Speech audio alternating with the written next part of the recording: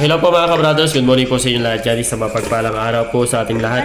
At naway pagpalain tayo ng ating pong may kapal at welcome na naman po kayo dito sa ating Mundin Channel, Ka-Brothers Mix Vlog.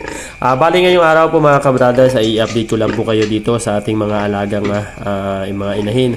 At bali good news po dahil nanganak na po itong ating pinakaiintay na inahin na mga anak po ngayong buwan. At ngayon po mga ka-brothers at masaya po tayo dahil 13 po yung kanyang naging anak at nung huli pa niyang panganak ay meron po siyang 10 naianak at sa ngayon po ay 13.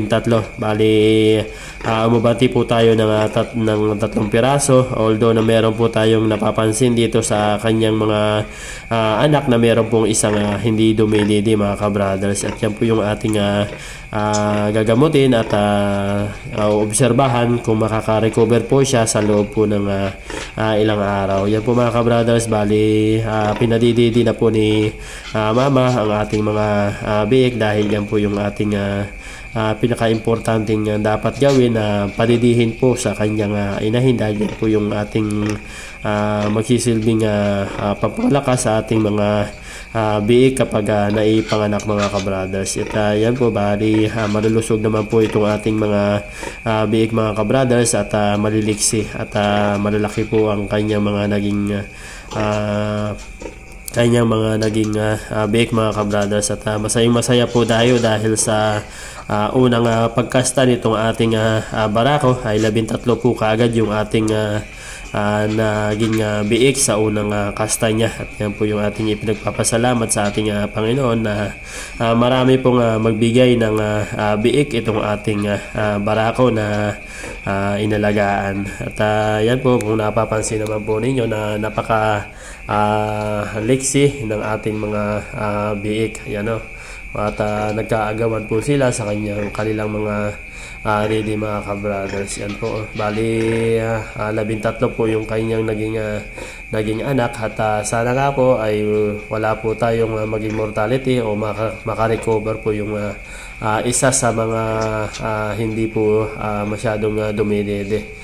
At yan po bali yan po yung ating pakakabangan yung sa ating isang biik na medyo hindi po dumidede at after 3 days po na makarecover po itong ating mga biik ay bibigyan po natin siya ng iron para kahit paano po ay magkaroon po lumakas po itong ating mga biik. At yan po yung ating ibinibigay sa ating mga biik kapag nakalipas po yung 3 araw mga ka-brothers. At yan po mga ka-brothers yung ating isang biik na medyo maputi at napakalaking biik po mga ka-brothers. Bali yan po yung kahuli-hulihang naging anak nitong ating inahin mga ka-brothers. Ayan o, kung nakikita naman po ninyo na maliliksi naman po yung kanyang mga naging biik mga ka-brothers. Yan po. At sana nga po wala po tayo maging mortality. At yan po yung ating idinad sa ating Panginoon na sana nga po ay wala po tayo maging mortality dito para kahit paano po ay makabawi-bawi po tayo sa ating nagagastos sa kanilang pagpapakain sa ating mga inahin dahil sa napakamahal po ng presyo ng fees dito sa aming isla ng Cabra, Lubang Occidental, Mindoro mga ka-brothers. At napakalaki po nitong isang biik na ito. Yan o, bali lalaki po siya at nakikiagaw na rin po mga ka-brothers sa kanyang mga kapatid.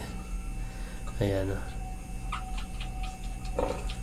Meron lang po ditong isang hindi po masyadong dumidede, sabi ni mama. At yan po, hindi lang po natin alam dyan kung sa alin dyan po yung hindi po masyadong nakakadede sa kanyang nanay. Ayan o. Kasi masaya po tayo. Bali meron pa po tayong isang inahin na pakakaintayin kung ilan po yung kanyang magiging anak at kung mga anak po siya mga ka-brothers. Bali, first time po niyang panganganak yon, kaya yun po yung ating pakakabangan kung ilan po yung magiging biik niya. Bali, hanggang dito na lang po muna itong video ito at yan po yung ating update dito sa ating isang inahin na nanganak. At maraming salamat po sa lahat po ng mga nanood at nag-subscribe sa YouTube channel ko. At kung bago ka lamang dito sa ating munting channel, please pakisubscribe na lang po. At huwag niyo pong kalimutang i-hit ang notification bell para updated po kayo sa lahat ng ating mga video. Maraming salamat po sa lahat.